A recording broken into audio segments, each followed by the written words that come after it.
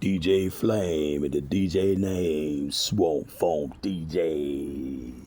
I know y'all like the way we do it over here on the ones and twos. Running it down just for you. Here I go. Old Nino Brown had a post recently. He was in a Bronx, like a dunk or something, all Gucci down. Check that thing out, Nino Brown page. That's kind of recent. I commented on there, but like I'm saying, active Moors, more active. Show you just how active I was. So like I say, Dade County and Broward, on up in Central Florida, up into the Panhandle, the way the is develop what we know to be Florida, when we come down and want to see Disney World and all this kind of stuff, Monkey Jungle, you know, Seaquarium, or whatever you associate with Florida, you know, it would not be here if it weren't for the engineering on behalf of on the part of largely Bahamians who were here, Bahamian descendants and Bahamians who were here, who knew about engineering when it comes down to having anything above ground level that humans use, like cars, you want a house, transportation, you know, and stuff like that, food, clothing, and shelter. All right, go get it. So this was one of the most hostile environments known to the world. This is a lot like the Amazon jungle and rainforest area. It's very hostile to a human being. Anything from mosquitoes to some parts of Florida, I think got bears too, mountain lion, whatnot. I mean, it's so much that you had to deal with while they were taking a swamp. If you ever go to the Everglades, the raw wildlife preserve Everglades, that's full of crocodiles, full of alligators, full of big, huge snakes, native and foreign invasive snakes, scorpions, you name it, probably some bats, some vampire bats and stuff like that. You name it, man, we got it. And we had to take that and first of all, make a level ground so that in any part of the map, you will find yourself in Coral Gables, the Redlands and things like that. You have to think that engineering for any building you see, any asphalt road, any sidewalk, any patch of nice grass where they done cut the grass low and you can have a little picnic table, a little gazebo, you know, C.B. Smith Park, Amelia Earhart Park, all that kind of stuff would not exist because you can't build directly on top of a swamp. Then you have the architecture, the buildings, the masonry, the carpentry, all that went on. Most of the old buildings made of coral rock and whatnot, that was made by Bahamians' hands. The Port of Miami, the cargo, which still is largely run by big, strong black men. They used to have what you call the banana boat. They didn't have forklifts. They didn't have the mule, and I mean not the mule, but the tow motor and all that kind of stuff. That was later inventions. You had to break your back. You had to use your back muscles, the latimus and all that kind of that stuff, the duodenum and the upper spine and lower spine and all. You had to use your back, your bare hands, and move that car. We had cargo ships, and I don't know when they started the cruise ship, but eventually you got cruise ships. If you know anything about women, they will some way find a way to put a ton of weight inside a carry-on piece of luggage. Oh, I mean, I don't know what they got in that luggage, but it's heavy as hell. And the cargo side got something called labor and porter. It'll break your back. Most people, when they finally get the work they crying about they can't get. You got a long list of people crying about the work they can't get. But don't nobody talk about the ones that broke down when they found out what the work was when they got it. And look around you, baby. Everybody doing the same work. We ain't trying to pick on you nothing, but you gotta be a man. You gotta get up by 2, 3, 4 in the morning just to make it down to like 5. Shape up and ship out. It's like the Navy. Like the Army, better yet the Navy. You ever play a Haven, boy, it won't be gravy. So like I'm saying, to continue on with the timeline, my grandfather, Harold Mackey Sr., his wife, Gertrude Pratt Mackey, and a lot of their close relatives and distant relatives, along with others who are not blood related, in Florida City, that's why I started talking about that. In Florida City, Homestead, Florida City, right? That's where most of this engineering started.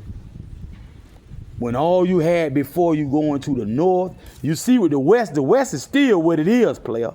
You look at the map, get a Google map, and start to zoom in. All that green, there ain't no buildings, ain't no Airbnb, ain't no hotels and stuff out there, ain't no beach. That's the Everglades. It's a very small portion of South Florida that's engineered in the first place.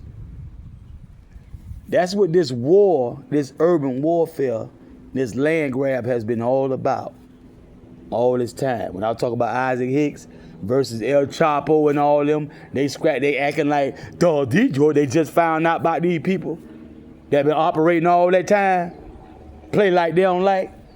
Then they sit up there and money laundered that dirty money. Okay, to build up a lot of stuff you see now, past a certain point in history, when they locked up all the old dope dealers that they could find. We touched on before, I can't remember which post, how the drugs themselves you can find in any Egyptian tomb with the royalty. You find what the cocoa derivative, you might find a leaf, it's the cocoa, right? As far as even across the Atlantic over in the Eastern Hemisphere. But we also had pyramids over here. The step pyramids and all, we got them over there in the Arizona area, the Grand Canyon, all over, Orange Mound, Tennessee, that was a pyramid. So with the royalty, the pharaohs are equivalent to a Caesar or Pope or emperor, okay? So you see they had that for their personal usage. The hemp plant, different varieties of hemp. So when you look in statutory law, which only began to develop in respect to this particular situation we talk about now, this subject matter, where they finally got to be scheduled this and scheduled that drug. Before that, they were deliberating, trying to figure out what was it that they were purchasing and bartering, trading, and receiving from us, because they did not know our plant life. They didn't know a lot about our animal kingdom. They didn't know about the waterways in the inland, the big stream, the big lakes, and all. They hadn't got past Plymouth Rock, Virginia, and other little places. There was still strictly peckerwood at that point, just pecking at the tip of this wilderness over here. So now they were deliberating, and they say, well, we want to make it statute code that you have to place on the bag, the package, what the ingredients are. Now in business, we call that trade secret. Now we can ask you, are you allergic to anything? Right? What might that be? Oh, well, we don't have that in there, so you don't have to worry about that. But we don't have to tell you. Matter of fact, they right now they took over everything, and they got all the corporations and all that. Now they want to make it law in the Northgate, what we call North America, USA, that they don't have to state what's in the ingredients on their product. But when they started this war on drugs, that's how that started. It was a product that people were using to go to sleep, to wake up, to do this and do that, to have aphrodisiac and all that. And they just was trying to force people to tell what was in it. Now, they never mentioned morality, it being amoral, it causing death, because it wasn't. We knew how to put it together, right? We knew what to put out there for consumer purposes. And it wasn't a thing about being illegal or unlawful. It definitely wasn't unlawful, because we operating under supreme law of the land even to this day. They never did away with that. They just tricked you up in school and in church and even in the homes of those who were in agreement with the schools and the churches, right? Prison of war camps. That you would not have the knowledge that your forebears had. And they started to inculcate, I think, let's use a smaller word, put into your head, plant the seed in your head. This is how we're gonna have them think about the world around them. That Africa jive, Kuta Kinte roots, because everything now that they took by force, in order to get the young women and young men not to fight, kick they behind and take back, they had you thinking you had to first go across the Atlantic Ocean. Unless you want to take the long route, go across the Pacific. Stop at China, learn how to fight with Bruce Lee and them, and then going on to Africa and take Africa back. Go back to Africa. When this is Africa, to the extreme west, Maghreb, Al-Aqsa, the entire Western Hemisphere. Selling you as a slave on a slave ship was more likely the Mississippi River than it was the Atlantic Ocean. And if it was Atlantic, it was more likely an indigenous indigo from here shipped over there to Africa and Europe, India and Asia, or elsewhere in Asia, before they would take somebody from over there. Those who came from over there came as the conquistadors, the navigators, and all that they brought over here with the intention to take this by force. As they raise up each generation, they have to separate the wheat from the tares.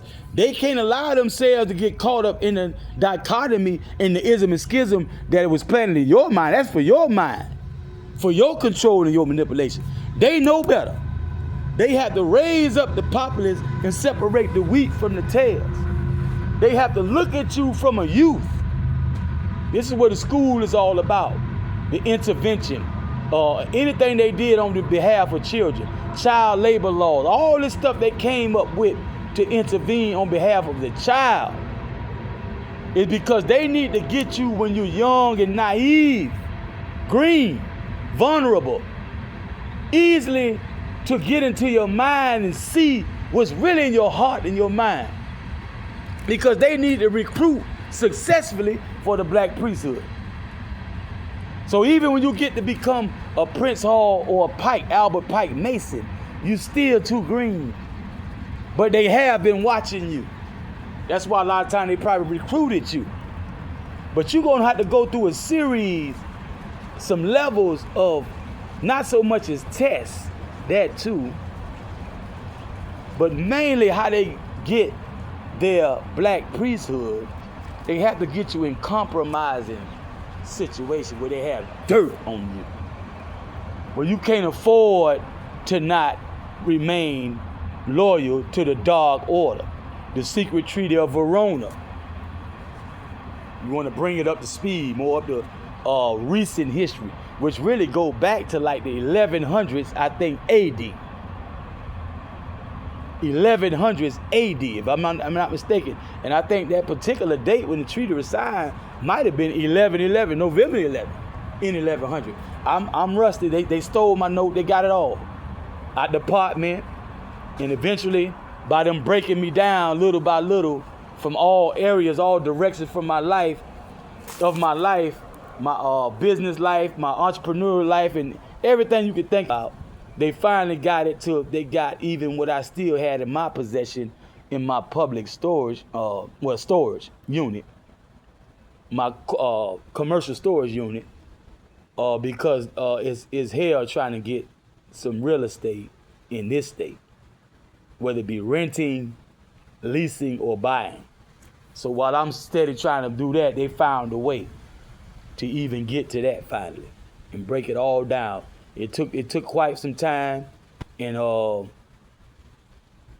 it's been decades, really, to be honest. So going back to my grandfather when he was alive, and my grandmother, his wife, the matriarch of a large church down there. She's maybe Seventh-day Adventist, if not, I think maybe, but she one of those type. If it's not Jehovah's Witness, more like Seventh-day Adventist, something like that. And they are the reason why a lot of people had positions of mayor and that type of thing, especially in South Miami. But you gotta remember, South Miami was the only Miami at one point. So you had people all the way up into, my grandfather almost made to be a centurion. And I strongly believe the only reason why he didn't live that long is because some fertilizer got into it. He's a farmer.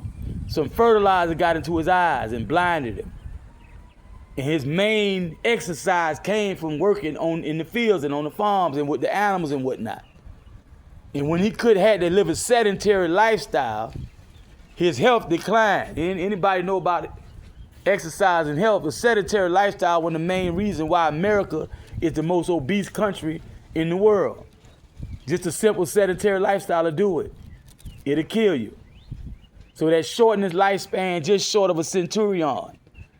Born in 1936, fought in World War I, if I'm not mistaken. He was an engineer in the Army. Now, these type of people, my maternal grandmother, and many other people like Doran Rowe, may he sleep in peace. All they had to do was pick up the phone and call somebody and tell them on the phone, Porter Road, Eddie Lutlow, pick up the phone, call Angelo Dundee, call this person and that person, Commissioner Dunn. And that phony charge up under the watch of Leslie B. Rothenberg and Metro-Dade police agent William B. Hine would have disappeared in that year, and it originated. So it starts at home. Now, as they are raising up these wheat and tear to the point of maturity where they can say, now we can weed out the wheat field. You talking about 1991. Once again, a lot of the adults couldn't really feel us like that. A lot of them didn't even like it. They say we were messing up the song. Let the song play. I thought that was gonna be, Rumpelstiltskin or something like that playing. What you doing? Now I don't want to hear that jive. The youth was the only one who believed, and it was very few of us. JT Money said it. We was messing with us. When you niggas didn't want it, you didn't like it, some of you niggas was scared. Jeffrey Tompkins said that. Undeniable. You niggas was scared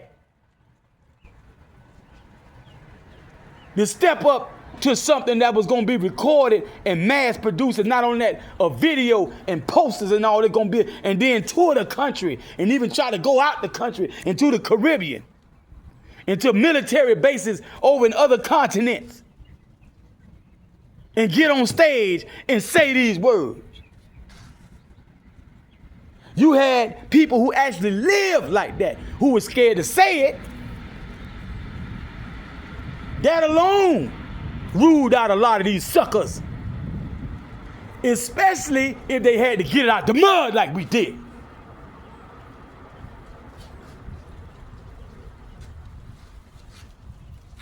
We out. B. And how about 9:30, no later than 12. Who doing that? Fuck nigga, get straight. Who doing that?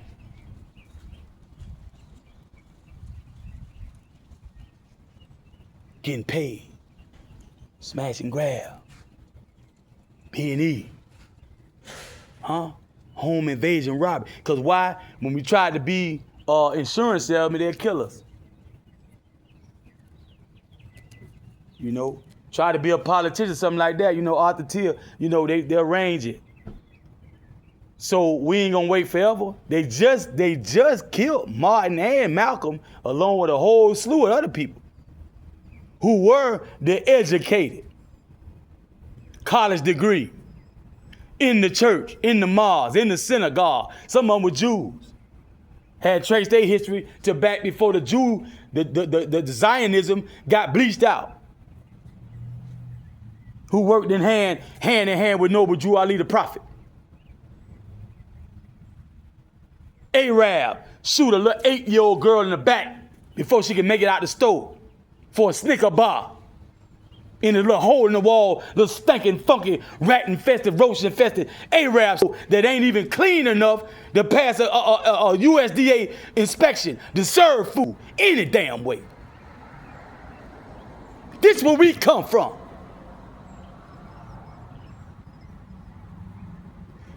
Wayne Bertrand Williams, Atlanta child murders. Open that, close that clay by the fast they opened it. Knowing that case extended way beyond whatever they exposed on the news media and even in the courtrooms. We walking around, Channel 2 come to Kelly Lake Elementary, meet Erica Kilpatrick, Rachel, and the rest of my fellow classmates. They give us a whistle and say, blow on this if somebody try to snatch you into the bushes. Snatch you into a van. So when I got a little older, with Nigel Scott, G2, down by law, with nothing but a bowie knife on my shin, on my ankle, under my jogging suit. The DeKalb County police come and take it and tell me I don't need that. That man I was with, Nigel Scott, got killed in a car he was riding with. Some people, they think he knew because he didn't have something like that on him. And they scared him that night of going to jail or getting shot by police because they put me under pressure and took my knife from me. I could have got shot that night if I didn't move right, if I didn't breathe right, if I didn't blink right. Now, 1991, I tell you again, it wasn't no such thing, no chopper style. Wasn't nobody rapping like Mystical, Twister, Bone Thug, all that they doing right there to this day. They trying to do that. All the young niggas, 14, 20-something years old.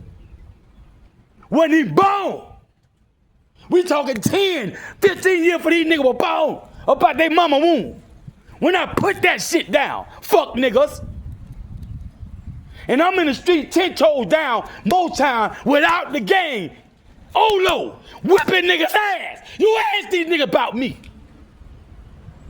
I ran through 5 niggas in Columbia High School trying to jump me when they found me without down by law. Nigga. Jumped on the wrong school bus to straighten the nigga about trying to load me a truant. Cause he was trying to get his goddamn high school education and then graduate. And he's a businessman right now today. He was trying not to flunk like too many niggas were doing in Atlanta back then. And the fuck ass nigga mad cause he got a Cadillac in the goddamn parking lot trying to get him expelled. I followed that fucking nigga home on the wrong bus and got off with his ass. And told that fuck nigga, what I tell all you fuck niggas? If I catch up with your motherfucking ass, nigga,